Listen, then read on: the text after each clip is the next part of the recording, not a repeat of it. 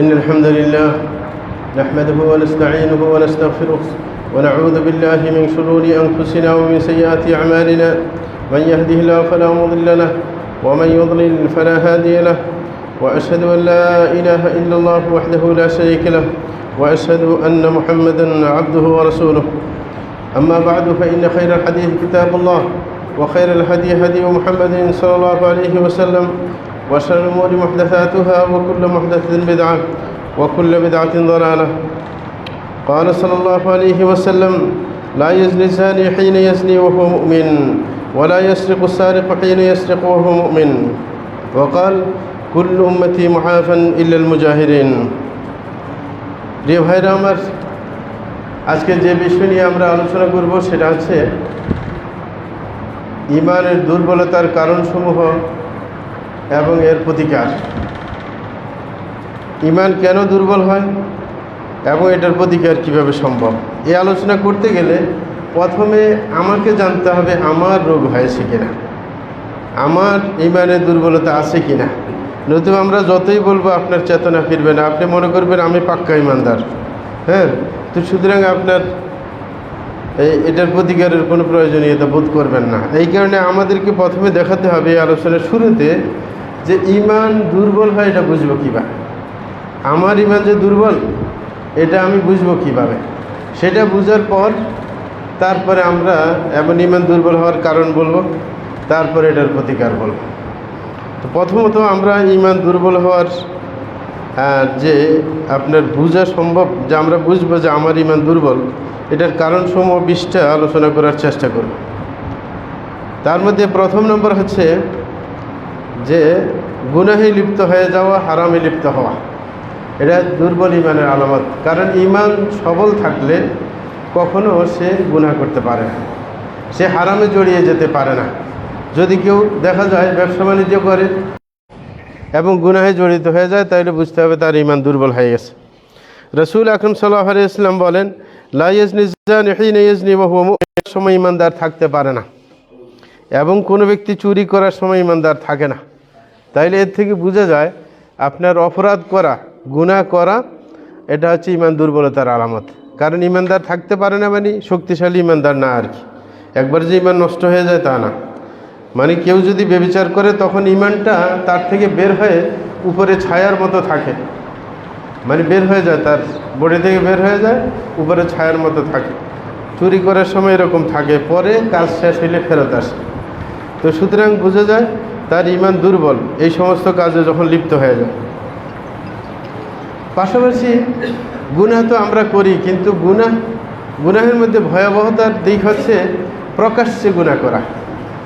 একজন মানুষ যদি লুকায়িত গুনাহ করে, সেটা কেউ দেখে না, একমাত্র আল্লাহ দেখেন, তখন সেটা আল্লাহ তাড়াতাড়ি আপনার ক্ষমাও করে দেন। যেমন মুমিনদের ব্যাপারে হাদিসের মধ্যে এসেছে যে রাসূল আকরাম সাল্লাল্লাহু আলাইহি ওয়াসাল্লাম বলেন, আল্লাহ জাল্লাহু শাআনহু যখন হিসাব করবেন, হিসাবের সময় যারা ঈমানদার তাদের হিসাব নেওয়ার সময় তাদেরকে নূরের পর্দা দিয়ে ডেকে ফেলবেন। ডেকে ফেলার পর প্রত্যেককে একজন একজন করে নিয়ে আসবেন এবং প্রত্যেকের গুনাহ স্বীকার করাবেন। তারপরে তাকে বলবেন যে আমি দুনিয়াতে এগুলো কাউকে জানাইতে চাই নাই, তুমি লুকায়িতভাবে করছিলে, এই কারণে আমি ক্ষমা করে দিলাম তোমাকে। তাইলে লুকায়িত গুনাহ করলে বাঁচার সুযোগ আছে, কিন্তু প্রকাশ্যে করলে তখন বাঁচার সুযোগ নাই। যেমন দুনিয়াতে আপনার প্রভাবশালী, এমনকি যদি দলীয় কোনো কর্মী হোক না কেন, সে যদি লুকায়িত করে কাজ, তখন কিন্তু ছাড় পেয়ে যায়। কিন্তু যখন পত্রপত্রিকায় উঠে যায়, চ্যানেলগুলোতে উঠে যায়, যখন পুরো দেশ গরম হয়ে যায়, তখন কিন্তু শাস্তি দিতে বাধ্য হয় যে কোনো দল। তাইলে প্রকাশ্য গুনাহ কিন্তু দোষের। এই কারণে রাসূল আকরাম সাল্লাল্লাহু আলাইহি ওয়াসাল্লাম বলছেন, কুল্লু উম্মতি মুআফান ইলাল মুজাহিরিন, যে আমার প্রত্যেক উম্মত নিরাপত্তা পাবে, তবে যারা প্রকাশ্য গুনাহ করে তারা না। তাইলে নিরাপত্তার সম্পর্ক হচ্ছে লুকায়িত গুনার সাথে, কিন্তু প্রকাশ্য গুনাহ করলে এই ছাড়টা নাই। এই প্রকাশ্য গুনাহ করা আবার দুইভাবে। একটা হচ্ছে একেবারে প্রকাশ্য, যেটা আমরা বুঝে থাকি যে প্রকাশ্য একজনে গুনাহ করলো। হ্যাঁ, অনেকে মনে করে যে গুনাহ, আমি তো ব্যভিচার করতেছি না, প্রকাশ্যে চুরি করতেছি না। না, একটা কাজ প্রকাশ্যে সবাই করে, সেটা হচ্ছে দাড়ি শেভ করা। হ্যাঁ, দাড়ি শেভ করাও কি আপনার গুনাহ, অপরাধ, কিন্তু প্রকাশ্যে সে করে যায়। এবং সিগারেট খাওয়া অপরাধ, কিন্তু প্রকাশ্যে সে আপনার কি সিগারেট খায়। হ্যাঁ, তাইলে সেটা প্রকাশ্য অপরাধ, সেটাও দোষের বিষয়। একজন সাদা জর্দা এগুলো প্রকাশ্যে খায় মানুষের সামনে, তাইলে এগুলো প্রকাশ্য গুনাহ। আরেকটা প্রকাশ্য হচ্ছে আপনি লুকায়িতভাবে করছেন, পরে কাউকে বলে দিয়েছেন। অনেকে আছে রাত্রে লুকায়িতভাবে করছে, সকালে উঠে বন্ধুকে বলে যে আমি কালকে রাত কী করছিলাম তুমি জানো? এ বলে যে আমি তো জানি না কী করছিলি। তখন এ বলা শুরু করে যে আমি রাত্রে এটা করছি। রাসূল আকরাম সাল্লাল্লাহু আলাইহি ওয়াসাল্লাম বলছেন যে ইয়াকশিফু সিতরাল্লাহি আলাইহি, এই বেচারা আল্লাহ জাল্লাহু তাকে লুকায়িতভাবে গুনাহ করার সুযোগ দিয়েছিলেন, কিন্তু সে শেষ পর্যন্ত আর লুকায়িত থাকতে দিল না, সে আল্লাহর পর্দাকে ছিঁড়ে ফেললো, মানে সে প্রকাশ করে ফেললো। এই কারণে আপনি কখনো একজনের যদি গুনাহ থেকে তওবা করে ফিরে আসে, সে কোনোভাবে কারোর কাছে তার গত জীবনের কাহিনী বলবে না। অনেকে আছে নিজে অপরাধী ছিল আগে, কিন্তু পরবর্তীতে ভালো হয়ে গেছে, কিন্তু তারপরে সে বলে বেড়ায় যে আমি একসময় এটা করতাম ওটা করতাম না। এইগুলো বলে আপনি আরও সাক্ষী বাড়াইতে যাবেন কেন?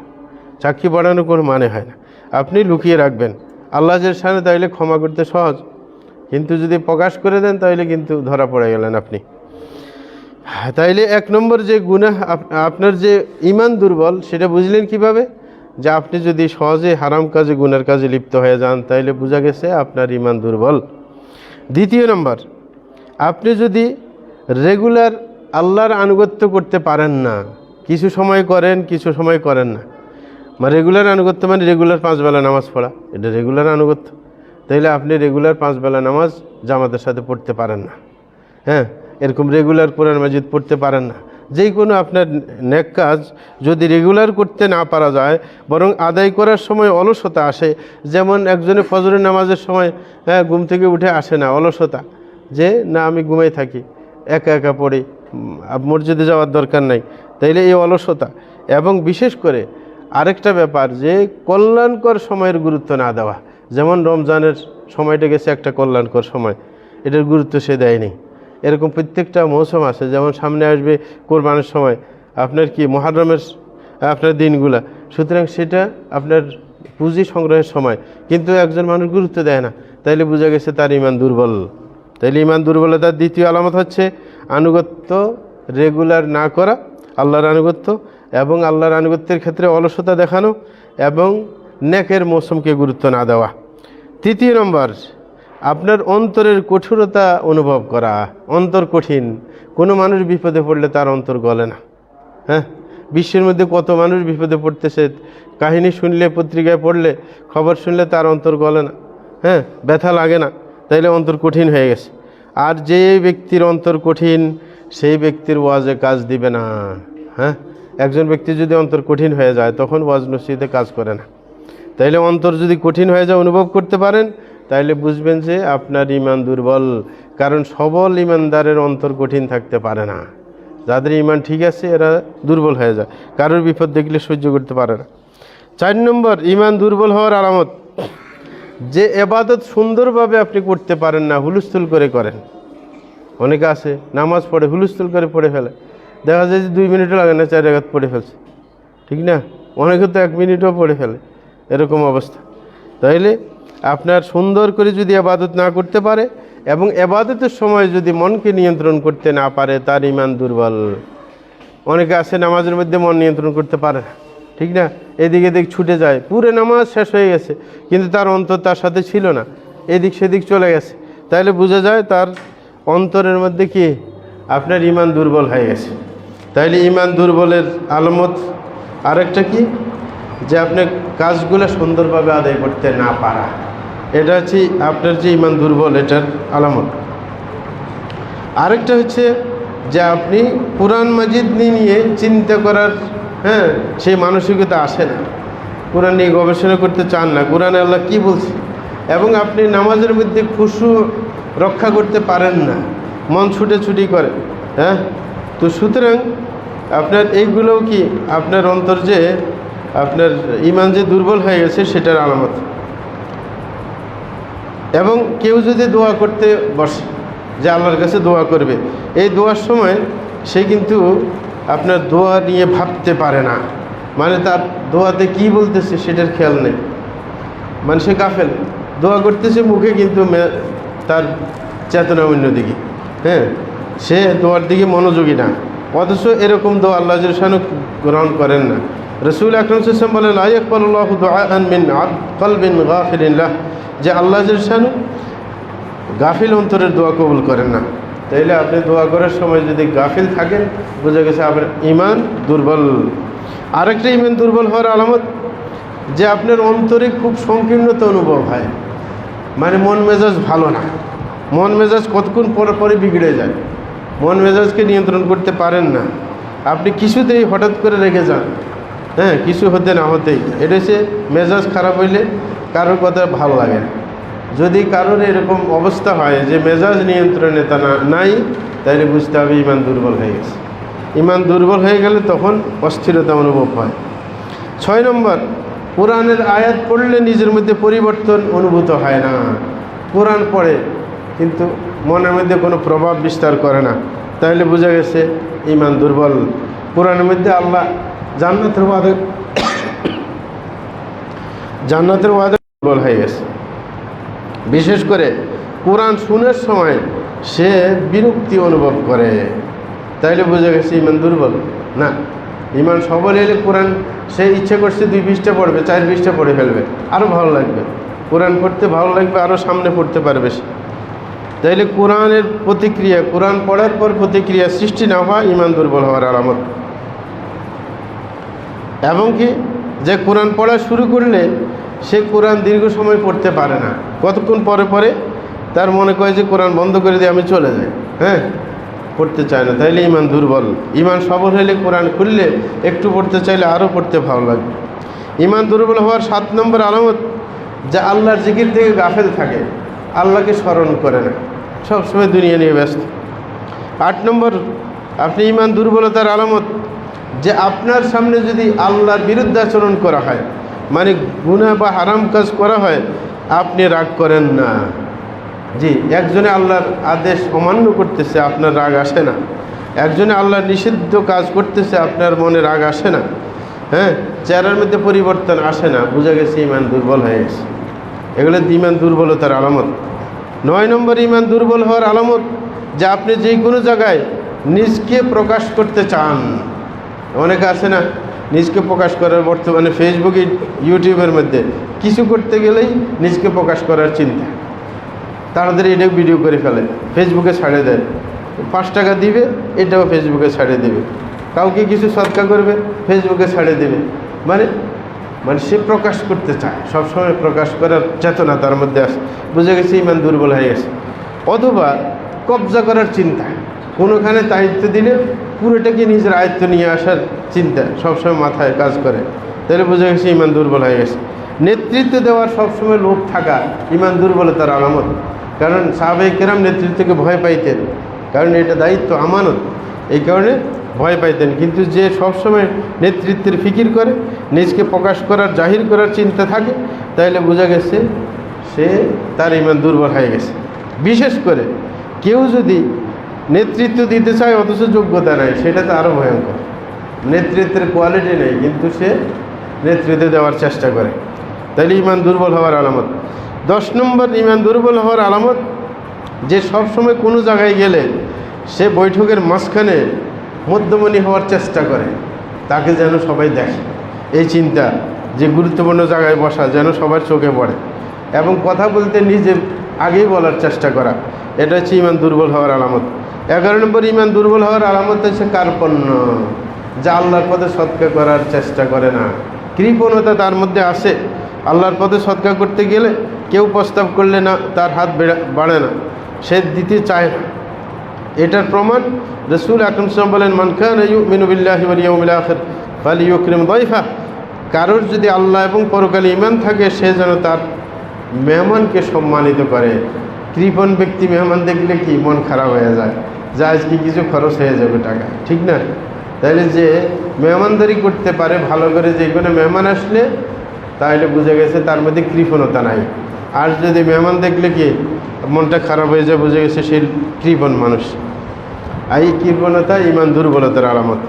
12 নম্বর ঈমান দুর্বল হওয়ার আলামত, যে নিজে যা করবে না সেটা বলে বেড়ায়, হ্যাঁ, নিজে করে না এই কাজ, কিন্তু তারপরে বলবে যে আমি এই কাজ করছি, আমি এই কাজ করছি, এইগুলো বলা, সেটা হচ্ছে ইমান দুর্বল হওয়ার আলামত।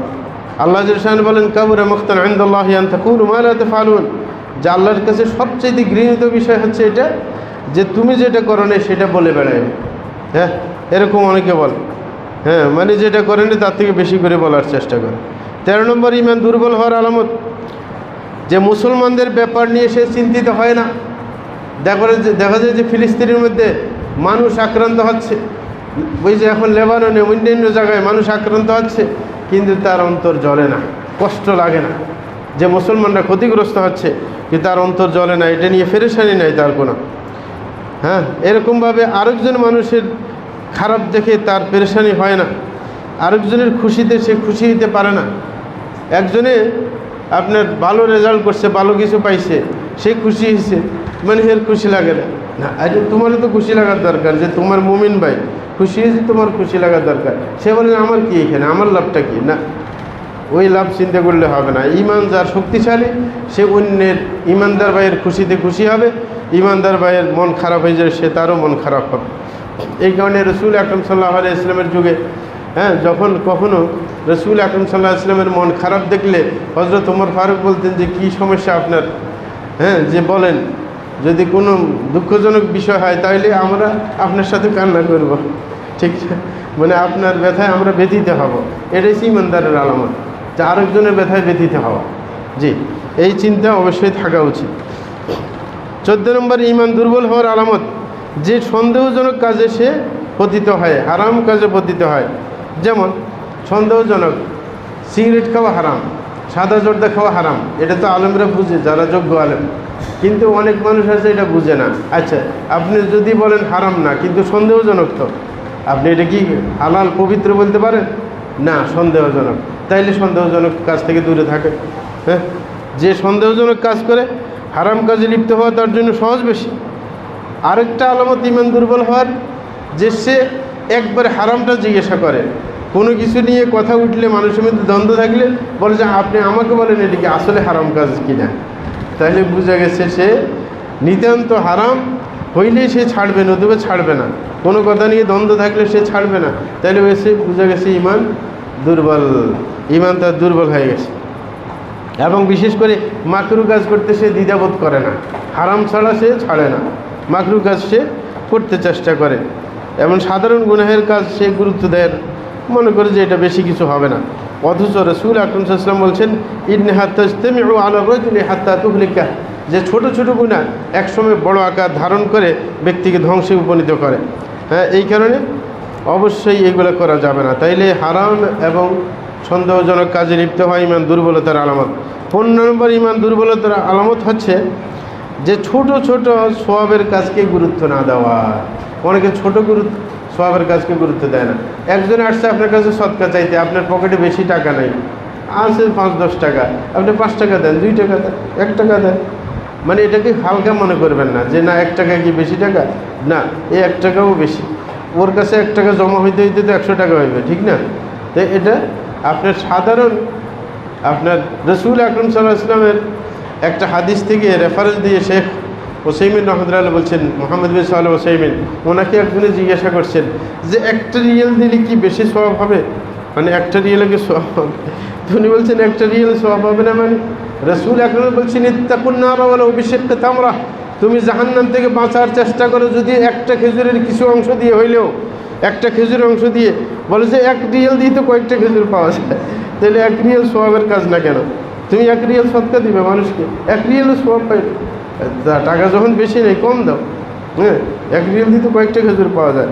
যদি একটা খেজুর অর্ধেক দিয়ে জাহান্নাম থেকে বাঁচার জন্য রাসূল পরামর্শ দিয়ে থাকে, তাইলে কম সওয়াবকে কখনো গুরুত্বহীন মনে করবে না। এই কম কম দিতে দিতে তো একসময় বেশি হয়ে যাবে। এই কারণে রাসূল বলেন লা তাহকিরান্না মিনাল মারুফি শাইআ ওয়ালাউ আন তাফরাগা মিন দালবিকা ফি ইনাইল মুস্তাসকি ওয়ালাউ আন তালকা আখাকা ওয়া ওয়াজহুকা ইলাইহি মুনবাসিত। রাসূল বলছে কখনো কোনো ভালো কাজ সামান্য হলে গুরুত্বহীন মনে করবে না। এমনকি তুমি যদি তোমার, যে আপনি একজন পানি চাইছে, তোমার কাছে একটা জগ আছে পানির, তুমি একটু ঢেলে দিলা গ্লাসের মধ্যে, এটা কিন্তু হালকা কাজ, বলে যে এটাকেও হালকা মনে করবে না, এটাও সওয়াবের কাজ। এরকমও বলছে তুমি তোমার ইমানদার ভাইকে দেখলে একটু চেহারা খুশি, প্রকাশ করবা, হাসি খুশি চেহারা দেখাইবা, তাকে দেখলে হাসি দিবা, এটাও সওয়াবের কাজ। এটা কিন্তু হালকা কাজ, কিন্তু এটাকেও গুরুত্ব দিবা। তাইলে যেই কোনো ছোটোখাটো সওয়াবের কাজকে গুরুত্ব দেওয়া, এটা ঈমান শক্তিশালী হওয়ার আলামত। আর যে গুরুত্ব দিবে না, তার ঈমান দুর্বল হওয়ার আলামত। কারণ রাসূল আকরাম সাল্লাল্লাহু আলাইহি ওয়াসাল্লাম এক হাদিসে বলেন, দাখালা রাজুলুন আল জান্নাহ ফি শাজারাতিন কাতাআহা মিন যাহরি তারিক কানাত তুযিয়াল মুসলিমিন। বলা হচ্ছে যে এক ব্যক্তি জান্নাতে গেছে এই কারণে, সে রাস্তা দিয়ে যাওয়ার সময় একটা গাছের ডাল দেখতে পেয়েছে। সে মনে করছে যে এই ঢালে মানুষকে কষ্ট দিবে, কারোর গায়ে লেগে যেতে পারে, এই কারণে সে ওটাকে কেটে ফেলেছে। এই গাছের ডালটা কাটার কারণে আল্লাহ তাকে জান্নাত দিয়ে দিয়েছে। তাইলে অনেক ছোট কাজ, সেটাও আল্লাহ খুশি হলে বড় কিছু পাওয়ার ব্যবস্থা করে দেন। আল্লাহ জাল্লাহু ক্ষমা করছেন একজন বেবিচারিণী মহিলাকে। কেন? সে একসময় একটা কুকুরকে দেখছিল, সে আপনার পিপাসায় কাতরাচ্ছে। সে কী করলো, নিজের মোজাটা খুলে, মোজাটা চামড়া ছিল, মোজাটা খুলে নিচ থেকে পানি নিয়ে ওর মুখে ঢেলে দিয়েছে, মানে পানি পান করেছে। অথচ সে বেবিচারিণী মহিলা ছিল। আল্লাহ জাল্লাহু তাকে এই কুকুরকে পানি পান করানোর কারণে ক্ষমা করে দিয়েছেন। তাইলে আপনি যেই কোনো সওয়াবের কাজকে হালকা মনে করার কোনো কারণ নেই। সওয়াবের কাজ হালকা হইলেও এটাকে গুরুত্ব দিতে হবে। এরকমভাবে 16 নম্বর, ঈমান যে দুর্বল, এটা বুঝার আলামত কি? যে আপনি মানুষের মাঝে ঐক্য ফিরে আসুক, এটা চান না। মুসলমানরা একীভূত হোক, মুসলমানদের মধ্যে অটুট থাকুক, সেই চিন্তায় নিজের মধ্যে থাকতে হবে। যে মুসলমান একত্রিত হওয়া চায় না, মুসলমানদের মধ্যে দলাদলি থাকুক, এটা পছন্দ করে, তার ঈমান দুর্বল। যে চায় যে মুসলমান এক হয়ে থাকুক, তার ঈমান সবল। কারণ আল্লাহ জাল্লাহু নিজে বলছেন, ইন্নামাল মুমিনুনা ইখওয়া, যে মুমিনরা একে অপরের ভাই। সুতরাং অন্যজনের সাথে মিশে থাকতে হবে, চলতে হবে, একাই চলা যাবে না। 17 নম্বর ঈমান দুর্বল হওয়ার আলামত, যে এই ধর্মকে উচ্চকিত করার জন্য নিজের দায়িত্ব অনুভূত হয় না। সে মনে করে আমি সাধারণ মানুষ, আমি ধর্মের কি কাজ করতে পারি? না, ধর্মের অনেক কিছুই করা যায়। আমি একবার, আমার ছোটোকালে মনে আছে, একজন ব্যক্তি টেইলারি করে, অথচ এক আলেমের ছেলে। তা আমি ওকে বললাম যে তুমি আলেমের ছেলে, মাদ্রাসা না পড়াই, তুমি টেইলারি করো, ঘটনা কি? বলে যে এটাকে হালকা মনে করবেন না, কোনো জিনিস হালকা না, কিন্তু আমি আমার জায়গা থেকেও ভালো কিছু করতে পারি, সমাজের পরিবর্তন করতে পারি। আমি বললাম কি পরিবর্তন করছো তুমি? চৌমনিতে ব্যবসা করতে। তো বলতেছে আমি টেইলার। আমি চিন্তা করলাম যে মহিলারা মানে পেটের অর্ধেক পরিমাণ ব্লাউজ পরে। তা আমি এটা নিয়ে গবেষণা শুরু করলাম যে এমন আকর্ষণীয় করে ব্লাউজ তৈরি করব, সুন্দর করে, কিন্তু এই হাতের এই পর্যন্ত থাকবে আর কোমর পর্যন্ত থাকবে, কিন্তু তারপরে আমার ব্লাউজ এটাকে অন্য মানুষের চয়েস করবে, মহিলারা। শেষ পর্যন্ত গবেষণা করে বাইর করছে, মহিলারা কিনা শুরু করছে। বলে যে এই যে আমি যে টেইলার, আমারও ধর্মের মধ্যে কিছু করার সুযোগ আছে। বলতেছে কোনোটাকে হালকা মনে করবে না, প্রত্যেকটা মানুষ চেষ্টা করলে তার জায়গা থেকে সে ধর্মের জন্য কিছু করতে পারে। সে মনে করলে হবে না আমি তো বড় আলেম না, আমি তো বড় কিছু না, আমি কি করতে পারি না। আপনার জায়গা থেকে ধর্মের কি উপকার করতে পারেন সেটা আপনি চিন্তা করলে পেয়ে যাবেন। তাইলে মুসলমানদের প্রতি, ইসলামের প্রতি দরদ থাকতে হবে, যে আমারও কিছু করার আছে, এই চিন্তাটা মাথায় থাকতে হবে। যদি মাথায় না থাকে, বোঝা গেল আপনার ঈমান দুর্বল হয়ে গেছে। তোফাইল আদ-দাউসি মুসলমান হওয়ার সাথে সাথে রসুলকে বললেন, হে রসুল, আমি আমার এলাকায় চলে যাব, আমার এলাকার মানুষকে দাওয়াত দিয়ে আমি সবাইকে মুসলমান বানিয়ে চলে আসবো। ইসলাম গ্রহণের সাথে সাথে দেরি হয়নি। এই যে মানুষের প্রতি দরদ, যে আমার এলাকার মানুষ অমুসলমান হয়ে আছে, আমি আপনার কাছে থাকার চাইতে আমি এলাকায় চলে যাই, এলাকায় গিয়ে মানুষকে দাওয়াত দিই, এই যে চিন্তা, দায়িত্ববোধ মানুষের প্রতি। তোফাইল আদ-দাউসির কথা যেটা বললাম, আরেকজন হচ্ছে সুমামা ইবনে উসাল, আরেকজন বিশিষ্ট সাহাবী। তিনি যখন ইসলাম গ্রহণ করলেন, এবং তাকে যখন, উনি ছিলেন আহলি ইয়ামামার নেতা, ইয়ামামা গোত্রের নেতা ছিলেন সুমামা ইবনে উসাল। যখন তিনি তাকে ধরে আনা হয়েছে, আসলে সে এমনি আসে নাই, ধরে নিয়ে আসা হয়েছে, তারপরে সে মুসলমান হয়েছে।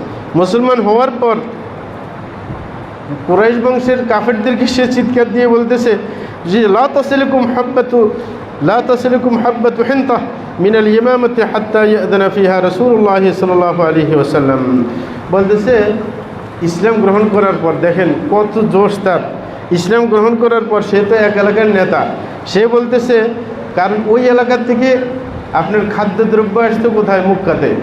সে বলতেছে, এই মক্কার কুরাইশরা, তোমরা মুসলমান না হইলে আমি কিন্তু ইয়ামামা থেকে একটা দানাও আসতে দিব না, একটা গমও আসতে দিব না, কিন্তু সব যদি মুসলমান না হয়ে যাও, যতক্ষণ পর্যন্ত রসুল আমাকে না বলবে তোমাদেরকে খাইতে দিব না, না খাওয়াই মারবে তোমাদেরকে। এই যে চেতনা, যে ইসলাম গ্রহণ করার সাথে সাথে তার মধ্যে এই চেতনা উঠছে যে না, ইসলামের প্রতি দরদ, এই দরদ অবশ্যই থাকতে হবে। পরে রসুল ইসলাম নিষেধ করে দিচ্ছেন, মানে কিছুদিন বন্ধ করে রাখছে। মক্কার কুরাইশরা এসে রসুলের কাছে আবেদন জানাইছে যে আপনার ওই মুসলমান সুমামা, সে তো আপনার সব কিছু বন্ধ করে দিয়েছে, তো আমরা তো মরে যাব। পরে রসুলকে নিষেধ করছে যে না, এগুলো করার দরকার নেই, ঠিক না? এই যে চেতনা তার। 18 নম্বর, আপনার ইমান, আমার ইমান যে দুর্বল, এটার আলামত হচ্ছে যে কোনো বিপদ আসলে সাথে সাথে ভয় পেয়ে যাওয়া। না, ইমানদার ভয় পায় না। ইমানদার মনে ভালো আশা করে যে আল্লাহ ইনশাআল্লাহ কী করবেন, একটা ব্যবস্থা করে দেবেন। যেমন এখন আপনার যুদ্ধ চলতেছে আপনার আমেরিকার সাথে ইরানের, অনেকে বিচলিত হয়ে গেছে, হাইরে কী হবে, আমরা মনে হয় মরে যাব, যুদ্ধ আরও কয়েকদিন চললেন। এত বিদেশ নেওয়ার কারণে আল্লাহকে বলেন, আল্লাহ সব কিছু করতে পারে নাকি? সুতরাং ইমানদার হইলে আল্লাহর উপর ভরসা, যে আল্লাহ একটা ব্যবস্থা করবে না, আমাদের কি না খাওয়াই মারবেন নাকি? না, আল্লাহ অবশ্যই আমাদেরকে বাঁচিয়ে রাখবেন। ভালো চিন্তা করতে হবে, কখনো কোনো বিপদ আসলে বিচলিত হতে নাই। যে বিচলিত হয়ে যায় বিপদের সময়, তার ইমান দুর্বল, এটা বোঝা যায়। কারণ একজন ইমানদার, শক্তিশালী ইমানদার, সে ধৈর্য ধরবে, সওয়াবের আশা করবে, আল্লাহর কাছে সাহায্য চাইবে। এই কারণে আল্লাহ শিখিয়ে দিয়েছেন, ইয়া আইয়ুহাল্লাযীনা আমানু ইসতাঈনু বিস-সাবরি ওয়াস-সালাহ ইন্নাল্লাহা মা'আস-সাবিরিন। আল্লাহ বলছেন, হে ইমানদারগণ, যে তোমরা ধৈর্যের মাধ্যমে এবং সালাতের মাধ্যমে আল্লাহর সাহায্য কামনা করো, কারণ আল্লাহ ধৈর্যদের সাথে রয়েছেন। 19 নম্বর, আপনার ইমান দুর্বল হওয়ার আলামত, যা আপনি কীভাবে বুঝবেন যে আমার ইমান দুর্বল, সেটা হচ্ছে ধর্মকে নিয়ে বেশি বেশি ঝগড়াঝাটি করা। ধর্মীয় ব্যাপার নিয়ে ঝগড়াঝাটি না, এটা করা যাবে না।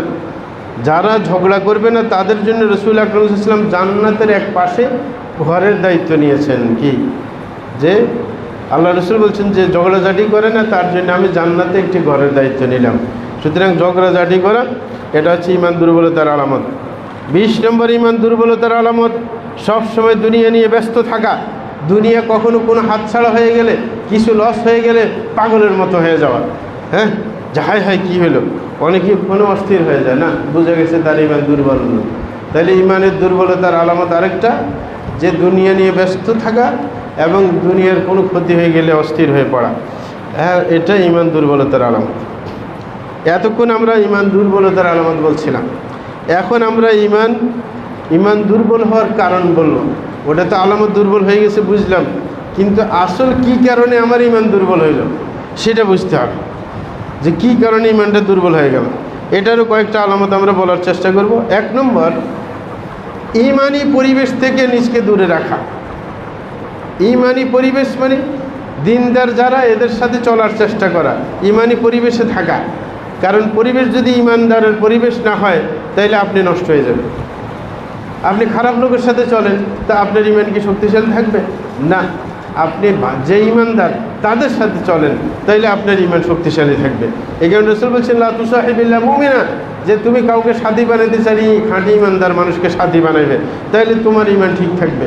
তাইলে ধর্মীয় পরিবেশে থাকার চেষ্টা করা। এই কারণে আমরা ধর্মীয় পরিবেশে থাকার জন্য আমরা জায়গায় জায়গায় ভিলেজের সিস্টেম করেছি।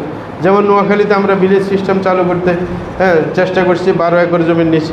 এখন ঢাকাতে আশুলিয়াতে আপনার ভিলেজ করার চেষ্টা করতেছি, যারা সালাফি তারা যেন একসাথে থাকে, বিরাট একটা সমাজ গড়ে, একসাথে থাকে, ইমান যেন টিকে থাকে। লক্ষ্মীপুরের মধ্যে ভিলেজ করার জন্য জায়গা ঠিক করে ফেলছি, যারা অংশগ্রহণ করতে চান অংশগ্রহণ করতে পারেন, যে ইমানি পরিবেশের জন্য আপনার ছেলে সন্তানকে রেখে যেতে পারেন। এটা কিন্তু খুবই গুরুত্বপূর্ণ বিষয়, তাইলে না ইমান সবল থাকবে। আপনি এমন পরিবেশে রেখে গেছেন মানে সব খারাপ, তাহলে আপনার ছেলে সন্তান খারাপ হয়ে যাবে। এই কারণে ইমানি পরিবেশ দরকার। এই কারণে ইমানদারদের সাথে অবস্থান করার চেতনা রাখা। এই কারণে হযরত হাসান বসরি রাহিমাহুল্লাহ সুন্দর একটা কথা বলছিলেন, বলছে, ইখওয়ানুনা আগলা ইনদানা মিন আহলিনা ফাআহলুনা ইউযাক্কিরুনানা দুনিয়া ওয়া ইখওয়ানুনা ইউযাক্কিরুনানা বিল আখিরাহ।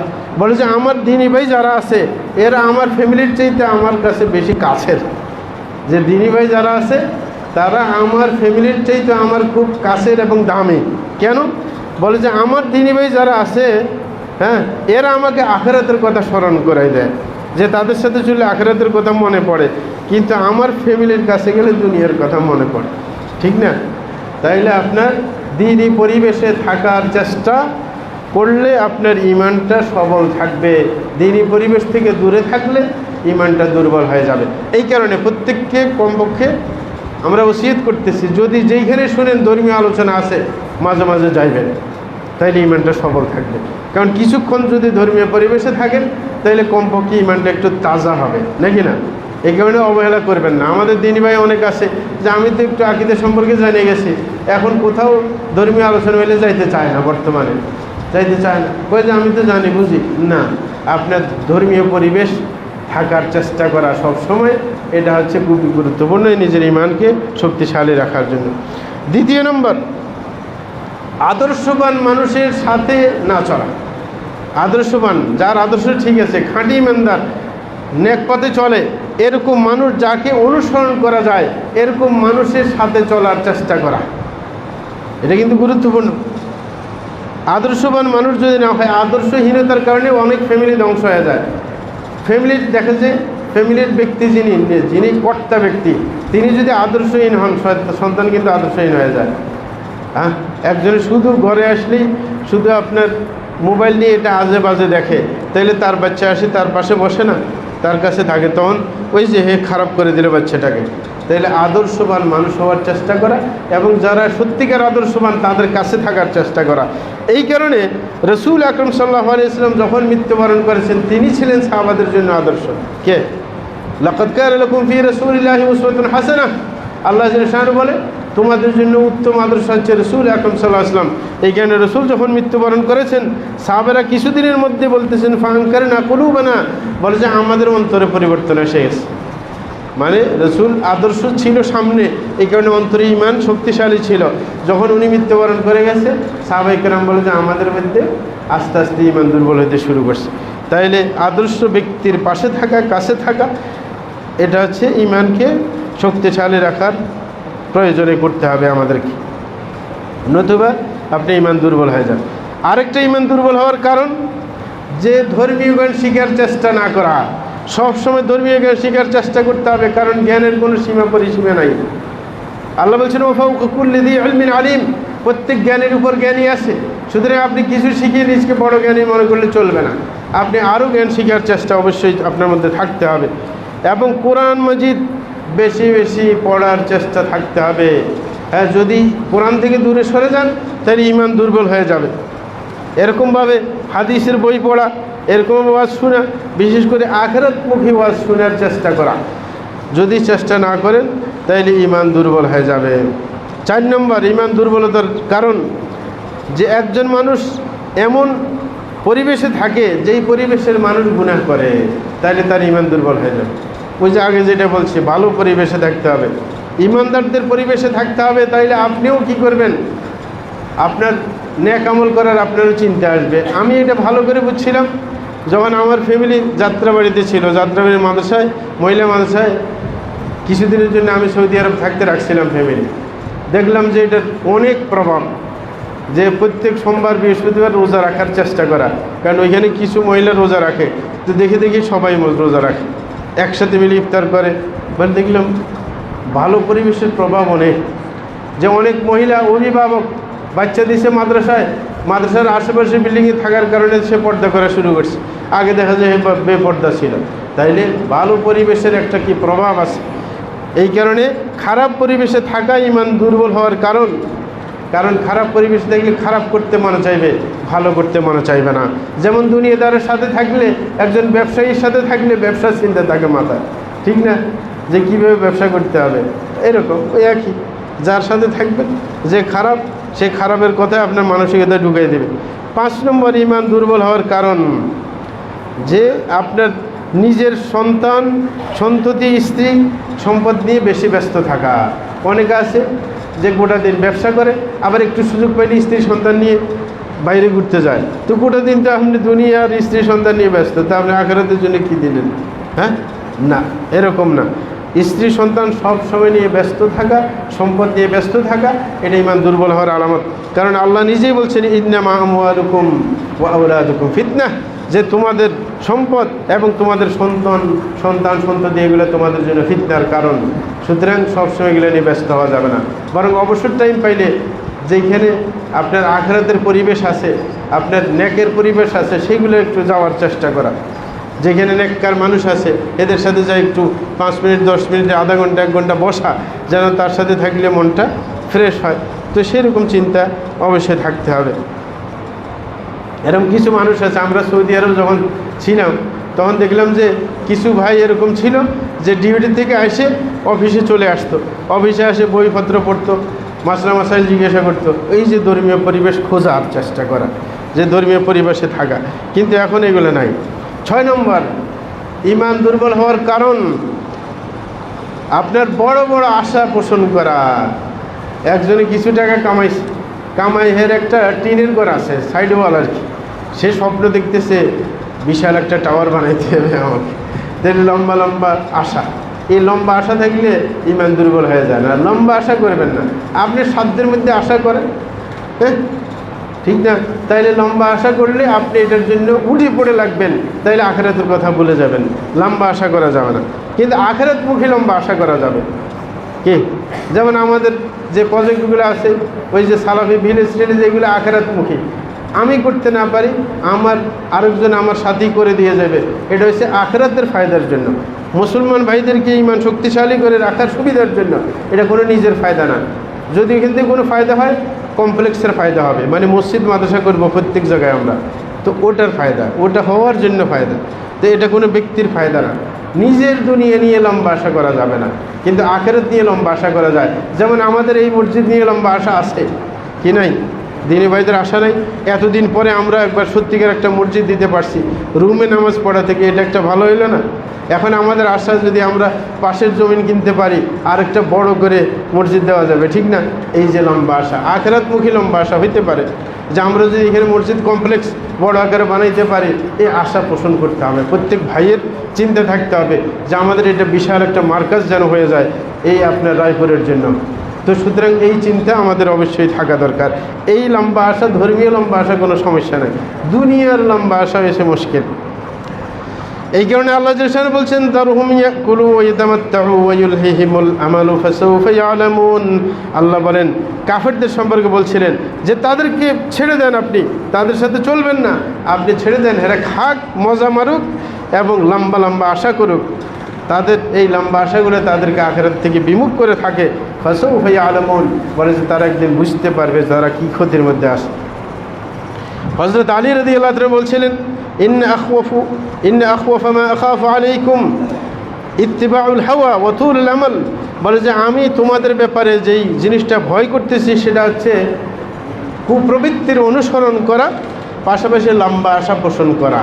কে লম্বা আশা করলে তখন কি হয়, আখিরাত থেকে নিজের মন বিগড়ে যায়। বলছে ফাম্মা ইত্তিবাউল হাওয়া ফায়াসুদ্দু আনিল হক, কেউ যে নিজের কুপ্রবৃত্তির অনুসরণ করে তাহলে সে সত্য থেকে দূরে সরে যাবে।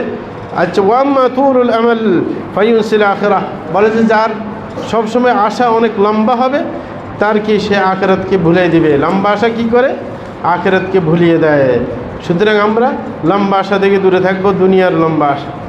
7 নম্বর ঈমান দুর্বল হওয়ার আলামত, বেশি খাওয়া, বেশি ঘুমানো, বেশি রাত্রে জেগে থাকা, বেশি কথা বলা এবং মানুষের সাথে বেশি মিশামিশি করার চেষ্টা করা। না, মানুষের সাথে বেশি মিশে যাবে না, বেশি খাওয়া যাবে না, বেশি পান করা যাবে না, বেশি রাত্রে জাগরণ করা যাবে না, বেশি কথা বলা যাবে না। এগুলো ঈমানকে দুর্বল করে দেয়। রাসূল আকরাম সাল্লাল্লাহু আলাইহি ওয়াসাল্লাম বলছেন, কাসরাতুল কালামি বিগাইরি যিকরিল্লাহ কাসওয়াতুন লিল কলব। রাসূল বলেন, কেউ যদি বেশি কথা বলে দুনিয়াবি কথা, তাহলে তার অন্তরটা শক্ত হয়ে যায়। এরকমভাবে আরেকটা আসারের মধ্যে আছে, মান আকালা কাসীরান শারিবা কাসীরান ফানামা কাসীরান ওয়া খাসিরা আজরান কাবীরান। বলা হচ্ছে যে কেউ যদি বেশি খায়, পানির পিপাসা বেশি ধরবে। আপনি যদি ভাত বেশি খান, পানির পিপাসা বেশি ধরবে। তারপরে বেশি পানি পিপাসা ধরলে পরে ঘুমে ধরবে। হ্যাঁ, ঘুমাইতে মনে চাইবে বেশি খাইলে, পরে ঘুমাইলে তো সে আখিরাতের কাজের কথা ভুলে যাবে, ঠিক না? তাইলে বেশি খাওয়া পান করা সব লিমিটেড হতে হবে। এখন আমাদের এটার প্রতিকারের কী ব্যবস্থা সেটা বলে আমরা শেষ করব। আস্তাগফিরুল্লাহ লি ওয়া লাকুম ওয়া লিসাইরিল মুসলিমিন ইন্নাহু হুয়াল গফুরুর রহিম।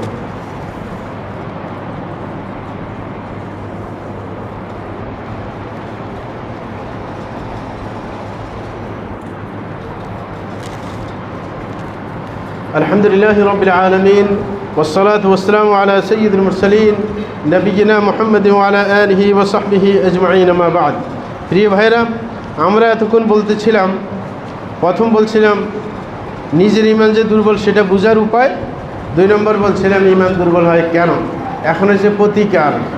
আমার ইমান দুর্বল আমি বুঝতে পারছি, সুতরাং এটা থেকে বেরিয়ে আসবো কীভাবে, ইমানকে সবল কিভাবে করব, সেটার জন্য আপনার ব্যবস্থা গ্রহণ করতে হবে। এই কথা সবাই জানেন, যারা সহিহ আকীদা লালন করেন সবাই জানেন। আল ঈমানু ইয়াজিদু বিত-তাআতি ওয়া ইয়ানকুসু বিল মাসিয়াহ, যে ঈমান বাড়ে আল্লাহর আনুগত্যের কারণে। আপনি বেশি সওয়াবের কাজ করেন, দেখবেন ঈমান বাড়তে থাকবে, ঈমান বাড়তে থাকবে। আপনি দেখেন বসে বসে কোরআন পড়তে 1 ঘন্টা কোরআন পড়েন, দেখবেন ঈমানের স্তর বাড়ে যাবে মনোযোগ দিয়ে কোরআন পড়লে। এরকম আনুগত্য যত বাড়বে ঈমান তত বাড়বে। যত গুনাহ বাড়বে তত ঈমান ঘাটতে থাকবে, যত গুনাহ বাড়বে তত ঈমান কি ঘাটতি হতে থাকবে। এই কারণে সালফে সালিনদের কেউ কেউ বলছিলেন যে মিন ফিকহিল আবদি আন ইয়াতাআহাদা ঈমানাহু ওয়া মা ইয়ানকুসু মিন, বলছে একজন মানুষ বুদ্ধিমান কিভাবে বুঝে যাবে, যেই ব্যক্তি সবসময় নিজের ঈমানকে পাহারাদারি করে, যে আমার ঈমান কমে গেছে নাকি বাড়ছে, এটা সবসময় খেয়াল করে, হ্যাঁ, তাইলে সে বুদ্ধিমান। আরেকজনে বলছে মিন ফিকহিল মারই আন ইয়ালামা নাযাগাত শাইতানি আন্না তাতি, একজন মানুষ বুদ্ধিমান কখন বলা যাবে, যদি সে শয়তানের প্রোপাগান্ডার ব্যাপারে সতর্ক থাকে। সে মনে করে কখন আমাকে শয়তানে ধরে ফেলে, কারণ শয়তান তো আমার পিছু লাগাই আছে। এই কারণে শয়তানের কুমন্ত্রণা সম্পর্কে সচেতন থাকতে হবে। এটা হচ্ছে মৌলিক কথা। এখন আমরা পয়েন্ট আকারে বলতেছি কি কি কাজ করলে ঈমানের দুর্বলতা কাটানো সম্ভব। 1 নম্বর, কোরআনকে মনোযোগ দিয়ে পড়া, কোরআনের অর্থ বুঝে পড়ার চেষ্টা করা। আপনি যদি রেগুলার টাইম করে যে আমি আধা ঘন্টা কোরআনের অর্থ বুঝে পড়ার চেষ্টা করব, আধা ঘন্টা আমি কোরআন এমনিতেই তেলাওয়াত করব, মানে তেলাওয়াত করবেন এক সময়, আবার কিছু বুঝে বুঝে পড়ার চেষ্টা করবেন যে আল্লাহ কি বলতেছে। এটা করতে থাকলে আপনার ঈমান কি হবে, আস্তে আস্তে শক্তিশালী হতে থাকবে। আল্লাহ নিজেই বলছেন ওয়ানুনাজ্জিলু মিনাল কুরআনি মা হুয়া শিফা ওয়া রাহমাতুল লিল মুমিনিন, আল্লাহ বলেন আমি কোরআন নাজিল করেছি যেটা চিকিৎসা মানুষের জন্য এবং মুমিনদের জন্য রহমত স্বরূপ। আল্লাহ জাল্লাহু আরও বলেন আলা বিযিকরিল্লাহি তাতমাইন্নুল কুলুব, যে আল্লাহর জিকির করলে মনের মধ্যে প্রশান্তি আসে। আর সবচাইতে উত্তম জিকির হচ্ছে কোরআন তেলাওয়াত করা। এই কারণে কোরআন তেলাওয়াত করার চেষ্টা করব, বুঝে পড়ার চেষ্টা করব। হযরত ওমর ইবনে খাত্তাব রাদিয়াল্লাহু তাআলা বর্ণিত যে এক সাহাবী বলছেন হযরত ওমর রাদিয়াল্লাহু তাআলা একবার একটা আয়াত শুনে কয়েকদিন অসুস্থ ছিলেন। দেখেন কোরআনের প্রভাব ওনার উপর কেমন পড়তো। বলে যে একটা আয়াত, কোনটা আয়াত শুনছিলেন ইন্না আযাব রাব্বিকা লাওয়াকি' মা লাহু মিন দাফি', যে নামাজের সময় যিনি ইমাম সাহেব এই আয়াত পড়ছিলেন যে তোমার প্রতিপালকের শাস্তি অবশ্যম্ভাবী, যে সেটাকে প্রতিরোধ করার কোনো ক্ষমতা নেই। তারপরে তিনি অসুস্থ হয়ে গেছেন, কয়েকদিন অসুস্থ ছিলেন আয়াত শোনার পর। তাইলে কোরআনের প্রভাব অনেক বেশি। এই কারণে কোরআন বুঝে বুঝে পড়লে ঈমান শক্তিশালী হতে চেষ্টা করবে, ঈমান শক্তিশালী হওয়া শুরু করবে। 2 নম্বর, ঈমান শক্তিশালী হওয়ার আরেকটা মাধ্যম সেটা হচ্ছে আল্লাহর মহত্বের কথা চিন্তা করা এবং আল্লাহর নাম ও গুণাবলী সম্পর্কে জানার চেষ্টা করা এবং সেগুলো নিয়ে গবেষণা করা, সেগুলোর অর্থ জানার চেষ্টা করা। আল্লাহর আপনার 99টা নাম আছে, গুণবাচক নাম। এই নামগুলোর অর্থ বোঝা, সেগুলোর আসল মর্ম অনুধাবন করা এবং আল্লাহর মহত্ব নিয়ে চিন্তা করা, এটা করলেও ঈমান বাড়তে থাকে।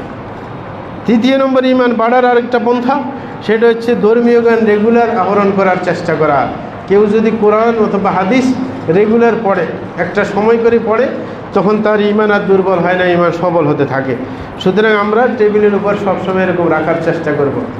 আমি দেখেছি সৌদি আরবে একজন ব্যবসায়ীকে, যে দোকানে তো সবসময় গ্রাহক আসে না, সে বাস তাফসির একটা রাখছে, হাদিসের কিতাব একটা রাখছে, যখন গ্রাহক থাকে না সে এটা বসে বসে পড়ে, যখন গ্রাহক আসে এটাকে বন্ধ করে তারপরে সে ওদের সাথে কথা বলে। বাস এটা তো বরকতের কাজ, নিজের সময়টাকে কাজে লাগানো। সুতরাং বিশেষ করে যারা দোকানদার, অনেক সময় গ্রাহক না থাকে, তিনি কোরআনের অনেক অ্যাপস আছে, সেখানে ওদের তাফসিরও আছে, কোরআনের অর্থ আছে। সুতরাং এগুলো পড়ার চেষ্টা করব, আমরা জ্ঞান আহরণ করার চেষ্টা করব। অনলাইনে অনেক বইপত্র পাওয়া যায়, সেগুলো পড়ার চেষ্টা করবো ইনশাআল্লাহ। তাইলে জ্ঞান যত আহরণ করব তত ইমান শক্তিশালী হবে। এই কারণে আল্লাহ বলছেন ইন্নামা ইয়াখশাল্লাহ মিন ইবাদিহিল উলামা, যে আলেম সমাজ আল্লাহকে বেশি ভয় পায়। এখন কেউ বলতে পারেন আমাদের দেশে অনেক আলেম আছে যে আল্লাহকে ভয় পায় না, মানে তার সত্যিকার ইলম তার মধ্যে নাই। কিছু তথ্য, কোরআন হাদিসের তথ্য তার মধ্যে আছে, সত্যিকার জ্ঞান তার মধ্যে ঢুকে নাই। সত্যিকার জ্ঞান থাকলে আল্লাহর ভয়ও আসবে। এটা আল্লাহর কথা, আল্লাহর কথা মিথ্যা হয় না। সুতরাং যারা আল্লাহকে ভয় করে না আলেম, তাহলে সে আলেম না, সে আলেম নামের কলঙ্ক। 4 নম্বর, আপনার ঈমান শক্তিশালী হওয়ার মাধ্যম যে আপনার বেশি বেশি নেক কাজ করবেন এবং সবসময় সময়কে নেক কাজে ব্যস্ত রাখবেন। হজরত হাম্মাদ হচ্ছে ইমাম আবু হানিফা রাহিমাহুল্লাহর উস্তাদ। ওনার সম্পর্কে বলা হয় যে লাউ কিলা লাহু ইন্নাকা সাতামুতু গাদান মা কাদিরা আন ইয়াজিদা ফিল আমালি শাইআ। হজরত হাম্মাদকে কেউ যদি বলে যে আপনি আগামীকাল মরে যাবেন, বলে যে তার আমল বাড়ানোর কোনো সুযোগ নেই। কে? কারণ সে সবসময় বেশি আমল করে, যে কালকে মরে যাবেন করলে যে তার আমল আরও বাড়বে তা না, তার আমল সবসময় বাড়ানোই আছে, ঠিক না? তাইলে এমন যেন আমাদের হয়, আমাদের শুধু কালকে মরবে বলে আমল বাড়াই দেবে না, সব সময় আমলের উপর থাকার চেষ্টা করব। তাইলে যত আমল বাড়বে তত ঈমান বাড়তে থাকবে। 5 নম্বর, ঈমান শক্তিশালী করার মাধ্যম সেটা হচ্ছে যেই কোনো ইবাদত করি না কেন এটাকে কন্টিনিউ করার চেষ্টা করব, তাইলে ঈমান শক্তিশালী হবে। আপনি রমজান মাস চলে গেছে, রমজানে কোরআন তেলাওয়াত করছিলেন, এখনও কন্টিনিউ করার চেষ্টা করেন, কম হইলেও প্রত্যেক দিন আপনার 1-2 পৃষ্ঠা করে পড়ার চেষ্টা করেন। যারা ভালো পড়তে পারেন 1 পারা করে পড়ার চেষ্টা করা যায়। রমজানে তো খতম দিয়ে ফেলছেন, কিন্তু এখন একটু একটু পড়েন, 4-5 পৃষ্ঠা করে পড়েন। তাইলে এরকম অভ্যাস করলে তখন আল্লাহ আপনাকে পছন্দ করবেন, ঈমানও বাড়তে থাকবে।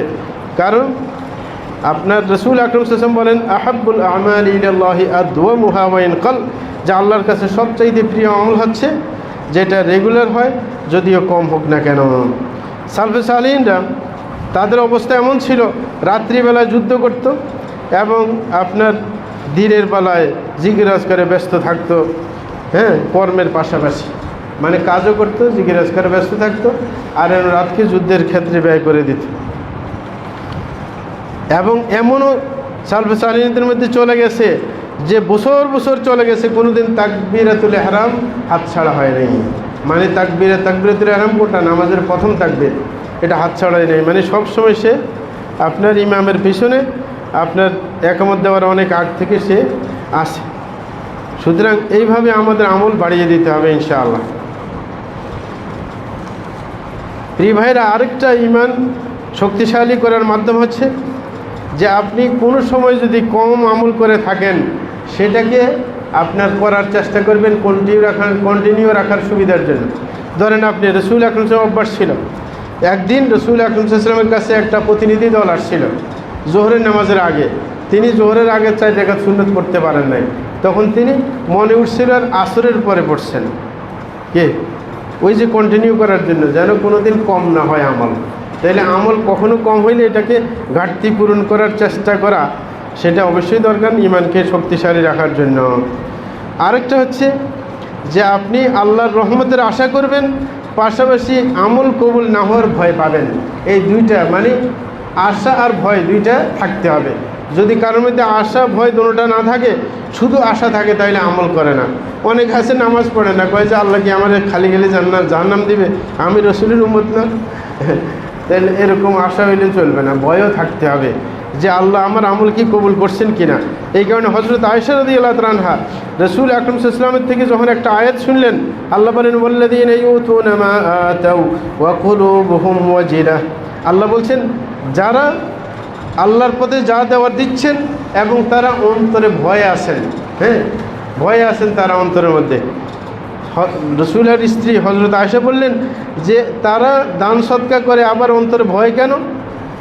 বলছেন হয়তো বা এগুলো চুরি করছে অথবা মদ পান করছে, এরকম হইতে পারে। তখন রাসূল বলছে লা ইবনাতু সিদ্দিক ওয়ালাকিন্নাহুম আল্লাযীনা ইয়াসুমুন ওয়া ইসাল্লুন ওয়া ইয়াতাসাদ্দাকুন ওয়া হুম ইয়াখাফুনা আল্লা ইউকবালা মিনহুম উলাইকা আল্লাযীনা ইউসারিউনা ফিল খায়রাত। বলেছে এরা সবচাইতে ভালো মানুষ, এরা সবসময় নামাজ পড়ে, রোজা রাখে, সদকা খেরাত করে, তারপরও ভয় পায় যে আল্লাহ যদি কবুল না করে, আল্লাহ তো কবুল করতে বাধ্য না। সুতরাং যার এই দুইটা জিনিস একসাথে আছে, আল্লাহর কাছে রহমতের আশা এবং কি আমল কবুল না হওয়ার ভয়, সেই ব্যক্তির ঈমান শক্তিশালী। অনেকে আছে না, ভয় পায় না, মনে করে আমি যা আমল করি কবুল করে ফেলে, আল্লাহ কবুল করতে বাধ্য না। এটা কোয়ালিটিপূর্ণ হইতে হবে না, অবশ্যই। সুতরাং ভয় আর আশা দুইটা একসাথে থাকতে হবে ঈমান শক্তিশালী হওয়ার জন্য। আরেকটা ঈমানকে শক্তিশালী রাখার জন্য আরেকটা মাধ্যম হচ্ছে যে একই রকম আমল বেশি করবেন না, তাহলে বিরক্তি এসে যাবে। আমল বেশি করার জন্য রকমারি আমল করবেন। মানে কতক্ষণ আপনার কি করলেন, কোরআন তেলাওয়াত করলেন, কতক্ষণ কি জিকির আজকার করলেন, হ্যাঁ, অন্য সময় কিছু সদকা খেরাত করলেন, মানে এক সময় এক কাজ করা, মানে রকমারি আমল করা, তাইলে বিরক্তি কখনো আসবে না, আমল করতে মন চাইবে, মানে সবসময় এক কাজে ব্যস্ত না থাকে। 9 নম্বর ঈমানকে শক্তিশালী করার আলামত যে আপনার নিজের মৃত্যুর সময়ের খারাপ মৃত্যুর ভয় পাওয়া। অনেকেই ভয় নাই যে আমার মৃত্যু কি ভালোভাবে হবে নাকি আমার মৃত্যু খারাপভাবে হবে, না, খারাপভাবে মৃত্যু হওয়ার ভয় পাইতে হবে। আল্লাহর কাছে দোয়া করতে হবে আমার মৃত্যু যেন সঠিক হয়। অনেকের কিছু কিছু মানুষের মৃত্যু হয় আপনার সিজদারত অবস্থায়, আপনার দেখা যায় যে নামাজে দাঁড়িয়ে গেছে, হঠাৎ করে পড়ে গেছে, তাহলে এগুলো ভালো মৃত্যু, হ্যাঁ, মানে ইবাদতরত অবস্থায় মৃত্যু হওয়া। এই কারণে মৃত্যুর কথা যদি স্মরণ থাকে, সব সময় আমল আপনার করতে মন চাইবে, ঈমানটা শক্তিশালী থাকবে। আরেকটা হচ্ছে আল্লাহর সৃষ্টি নিয়ে ভাবার চেষ্টা করা, তাইলে ঈমান শক্তিশালী হয়। যেমন আল্লাহ কীভাবে আকাশ সৃষ্টি করেছেন, কীভাবে পশু প্রাণী যত কিছু আছে সৃষ্টি করেছেন, এরকম প্রত্যেকটা আল্লাহর সৃষ্টি নিয়ে গবেষণা করলে ঈমান বাড়তে থাকে। অনেকে কাফেররাও আল্লাহর সৃষ্টি নিয়ে ভাবে ঈমানদার হয়ে গেছে। এরকমভাবে আরেকটা ঈমানকে শক্তিশালী করার কারণ হচ্ছে যে সবসময় আল্লাহর কাছে দোয়া করার চেষ্টা করা, আল্লাহর সামনে গিয়ে ভেঙে পড়া, নিজের আকুতি পেশ করা এবং নিজের যত আশাকে ছোট করা এবং দুনিয়া নিয়ে ব্যস্ত হয়ে না যাওয়া। এরকমভাবে আল্লাহর যে হারাম জিনিস সেগুলোকে মূল্যায়ন করা, আল্লাহর ব্যাপারে ভালো ধারণা রাখা, আল্লাহর উপর ভরসা রাখা এবং আল্লাহর ফয়সালাকে সন্তুষ্ট চিত্তে মেনে নেওয়া এবং নিজের হিসাব কষার চেষ্টা করা। নিজে মাঝে মাঝে শোয়ার আগে হিসাব করা যে আজকে আমি, হ্যাঁ, শোয়ার থেকে উঠার পর থেকে শোয়া পর্যন্ত কয়টা ভালো কাজ করছি, কয়টা খারাপ কাজ করছি, এটাকে মুহাসাবা বলা হয়। প্রত্যেক দিন নিজের হিসাব কষার চেষ্টা করা, এরকমভাবে আল্লাহ সাক্ষাতের জন্য নিজকে রেডি করার চেষ্টা করা, গরিব দুঃখীদের প্রতি দয়াবান হওয়া, এতিমদের প্রতি দয়াবান হওয়া। এরকম যদি আমরা করতে থাকি তখন ঈমান আমাদের বাড়তে থাকবে, আমাদের সময় শেষ ভাগে। প্রিয় ভাইরা, একটা কথা না বললে নয়, সেটা হচ্ছে আমাদের যখন মসজিদ হয়ে গেছে আমরা একটা কাজ শুরু করতে পারি, সেটা হচ্ছে মুক্তব চালু করা। মুক্তব চালু করলে মসজিদের প্রতি মানুষের আগ্রহ বাড়ে, বাচ্চাদের মসজিদের সাথে সম্পর্ক বাড়ে। মসজিদে যদি মুক্তব চালু হয়, এই বাচ্চা মসজিদের সাথে একটা সম্পর্ক তৈরি হয়, বড় হইলে নামাজ পড়ার একটা ইচ্ছা হয়। তাইলে আমরা মুক্তব চালু করতে পারি। এলাকার ছোটো ছোটো বাচ্চা আছে অনেক, যারা স্কুলে পড়ে, মাদ্রাসায় পড়ে না। সুতরাং সকালে যদি মুক্তব চালু থাকে এই মসজিদে, হ্যাঁ, ঘণ্টাখানেক মুক্তব চালু থাকলে কোরআন শুদ্ধভাবে শিখতে পারলো। কারণ প্রতিষ্ঠান যখন আমাদের আসে, প্রতিষ্ঠানের শিক্ষক আছে, কোনো একজন সকালে এখানে ঘণ্টাখানিক সময় দিলেন, তাইলে আমরা যদি মুসল্লি ভাইয়েরা যারা আছেন আশেপাশে, তারা যদি চিন্তা করেন মুক্তব চালু করা সম্ভব, যে সকালবেলা এখানে মুক্তব চালু থাকবে। আর যাদের সকালবেলা সম্ভব না হয়, যে স্কুল তাড়াতাড়ি খোলে, তাইলে আসরের পরে হইলে হইতে পারে, 2 শিফটে হইতে পারে, সমস্যার কিছু নেই। তাইলে এরকম মুক্তব চালু করা দরকার। আগের যুগে কিন্তু মুক্তব বাধ্যতামূলকভাবে ছিল প্রত্যেক মসজিদের সাথে, এখনকার যুগে কিন্তু কমে গেছে। এই কারণে মুক্তব চালু করার চেষ্টা করা, এটা আমরা ইনশাআল্লাহ সবাই যারা আসছেন আজকে মসজিদে সবার কাছে আবেদন রাখবো যে সবাই এই ব্যাপারে একটু মনোযোগ দিব, যেন নিজের বাচ্চাদেরকে যদি মসজিদে পাঠিয়ে দিই আমরা সময় মতো, তাইলে আপনার তাদেরকে সুন্দরভাবে কোরআন শিক্ষা দেওয়ার সুযোগ সৃষ্টি হবে ইনশাআল্লাহ। আল্লাহ আমাদের তৌফিক দান করুন। আল্লাহ সাল্লু ওয়া সাল্লিমু আলা নবিয়িল মুস্তাফা ওয়াল হাবিবিল মুস্তাফা মুহাম্মদ ইবনে আবদুল্লাহ খায়রুল খালাইক ওয়া সাইয়্যিদুল আউওয়ালিন ওয়াল আখিরিন। আল্লাহুম্মা সাল্লি ওয়া সাল্লিম ওয়া বারিক আলাইহি ওয়া সাল্লাল্লাহু আলাল খুলাফা'ir রাশিদিন ওয়া সাহাবাতি আজমাইন ওয়া আনিত তাবিঈন ওয়া তাবিঈন বিihsan ইলা ইয়াউমিদ্দিন ওয়া আন্না মা'হুম বিমানিকা ওয়া কারিমিকা ওয়া ইহসানিকা ইয়া আরহামার রাহিমিন। اللهم أعز الإسلام والمسلمين وأذل الشرك والمشركين ودمر أعداءك أعداء الدين وانصر عبادك الموحدين واحمي حوزة الدين واجعل هذا البلد آمنا مطمئنا وسائر بلاد المسلمين. اللهم وفق إمامنا وولاة أمورنا لكل ما تحب وترضى وخذ بنواسهم إلى كل خير وهدى. اللهم أصلح قلوب ونياتهم يا رب العرش العظيم. اللهم إنا نسألك الجنة وما قرب إليها من قول وعمل ونعوذ بك من النار وما قرب إليها من قول وعمل ونسألك أن تجعل كل قضاء قضيته لنا خيرا يا رب العرش العظيم. وصلى الله على نبينا محمد وعلى آله وصحبه أجمعين.